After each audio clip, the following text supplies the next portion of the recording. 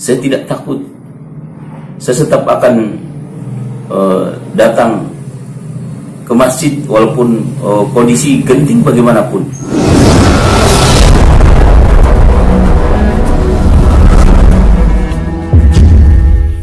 Assalamualaikum warahmatullahi wabarakatuh. Alhamdulillah nahmaduhu wa nasta'inu wa nastaghfiruh wa na'udzu billahi min shururi anfusina wa min sayyiati a'malina. May yahdihillahu fala mudilla wa may yudlilhu fala hadiyalah. Asyhadu an la ilaha illallah wahdahu la syarika lah wa asyhadu anna sayyidana Muhammadan abduhu wa rasuluh la nabiyya ba'da amma ba'd. Saudara-saudara kami seiman, kaum muslimin wal muslimat yang dirahmati Allah Subhanahu wa taala. Pada saat belakangan ini kita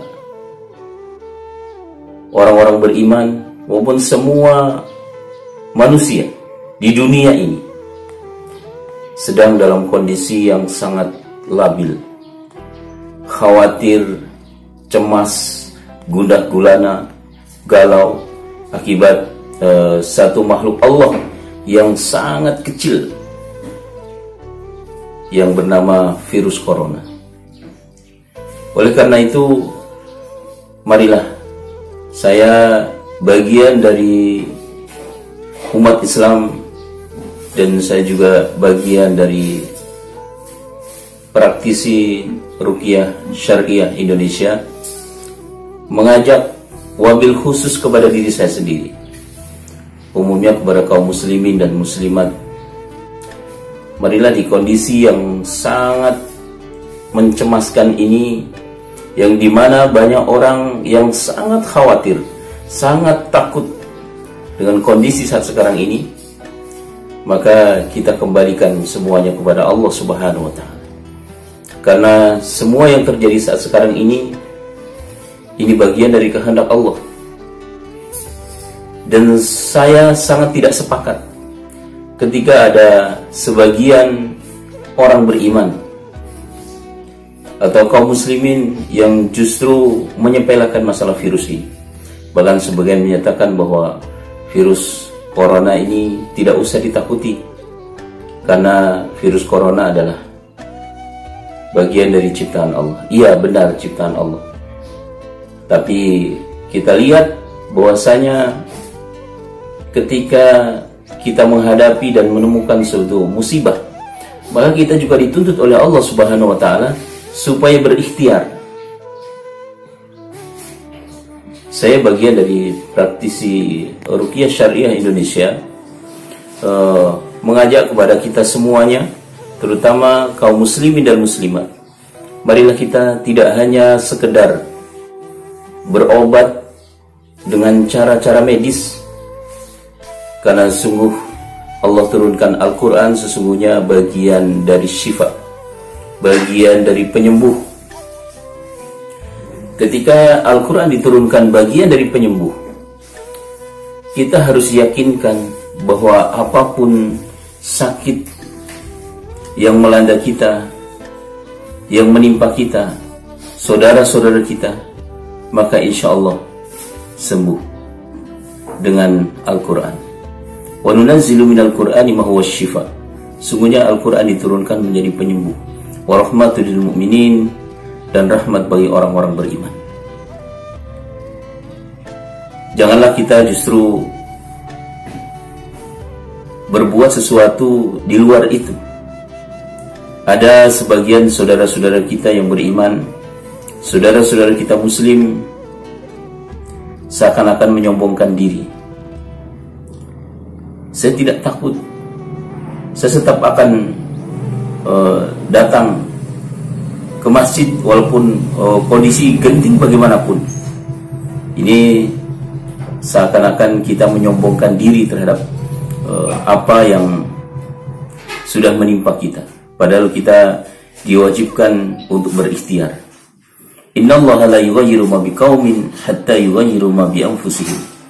Maka sungguh Allah tidak akan merubah nasib satu kaum kecuali kaum itu sendirilah yang berusaha untuk merubahnya. Artinya ikhtiar dan ikhtiar. Dan alhamdulillah sangat banyak sekali ditemukan pasien-pasien yang secara medis tidak bisa sembuh, dan bahkan kecenderungan penyakit itu menaun.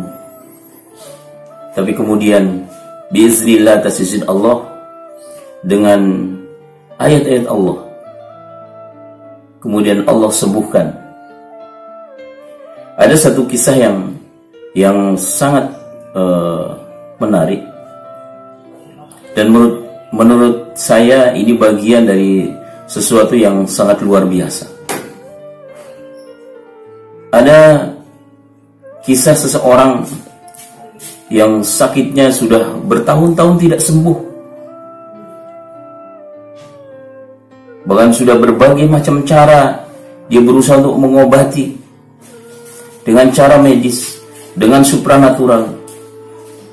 Bahkan beliau sudah melanglang buana ke luar negeri,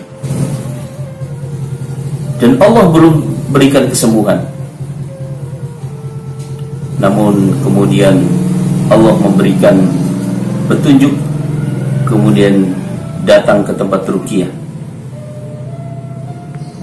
Dan setelah beliau didoakan sekali, 2 kali, 3 kali, alhamdulillah sudah terlihat hasilnya. Dan itu yang merupakan satu keajaiban ayat-ayat Allah. Maka ketika baca ayat-ayat Allah, wa nunazzilu minal Qur'an ma huwa syifaa wa rahmatul lil mu'minin, disertai dengan penuh keyakinan.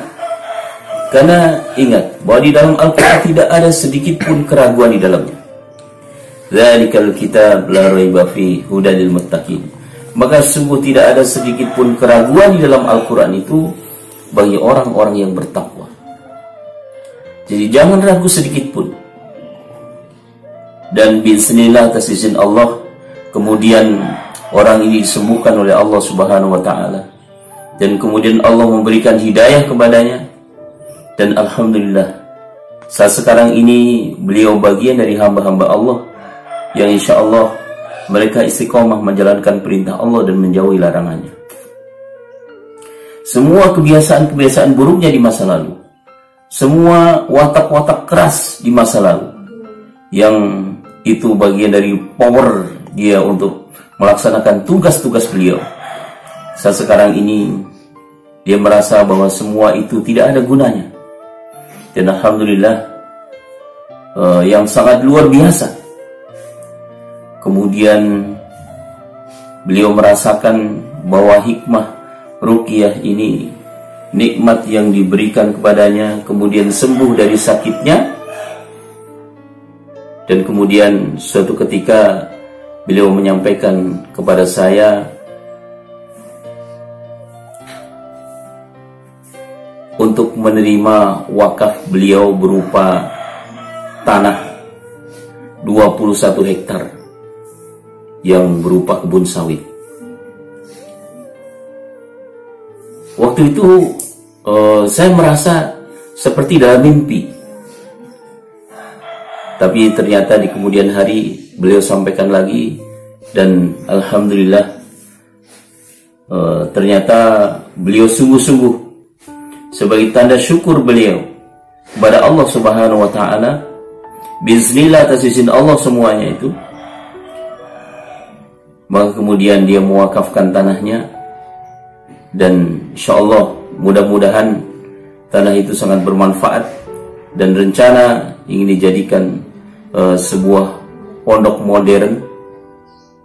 Dan doakan kepada beliau dan kita semuanya, mohon doanya, mudah-mudahan Allah perkenankan dan Allah mudahkan dalam segala urusannya, hingga apa yang beliau tujukan sebagai satu wasilah untuk memperbaiki dirinya dengan mewakafkan tanahnya 21 hektar itu, mudah-mudahan amal beliau diterima di sisi Allah Subhanahu wa taala, dan kemudian benar-benar apa yang menjadi tujuan dan cita-citanya akan bisa terkabul.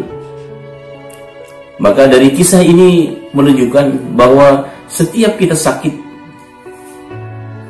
setiap apapun yang menimpa kita, seharusnya ada sumbangsihnya untuk Islam ini, untuk agama ini.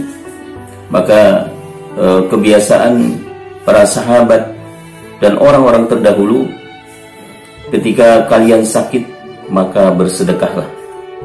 Ketika kalian ditimpa oleh Allah dengan berbagai macam ujian dan musibah, maka bersedekahlah.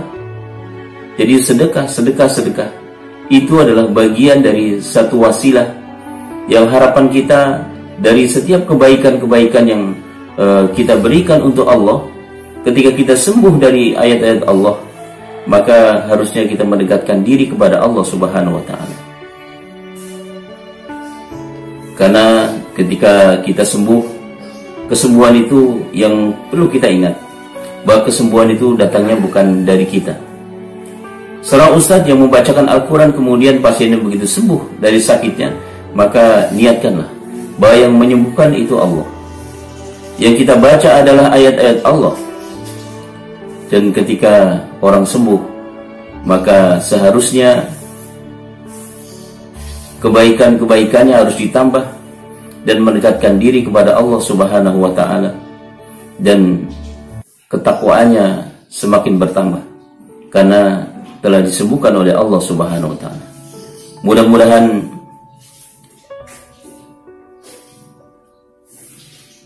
tausiah yang singkat ini menjadi motivasi buat kita semuanya, bahwa sakit-sakit kita tidak hanya bisa disembuhkan dengan hal yang berhubungan dengan medis, tapi insya Allah dengan banyak kita berzikir kepada Allah, zikrullah, dan kita penuhi juga dengan ikhtiar-ikhtiar kita. Mudah-mudahan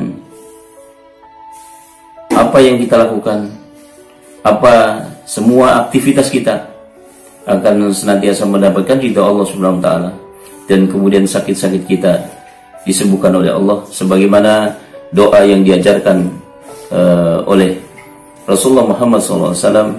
Allahumma rabban nas bil ba'sya isfiyan syafi la shifa ila shifa shifaan la yughadiru saqama.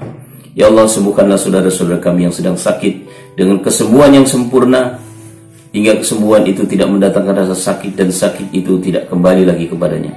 Mudah-mudahan tausiah singkat ini akan memberikan manfaat kepada kita semuanya, wabil khusus kepada diri saya sendiri, dan senantiasa Allah meluruskan akidah kita, niat-niat kita, dan Allah mudahkan dalam setiap urusan kita. Assalamualaikum warahmatullahi wabarakatuh.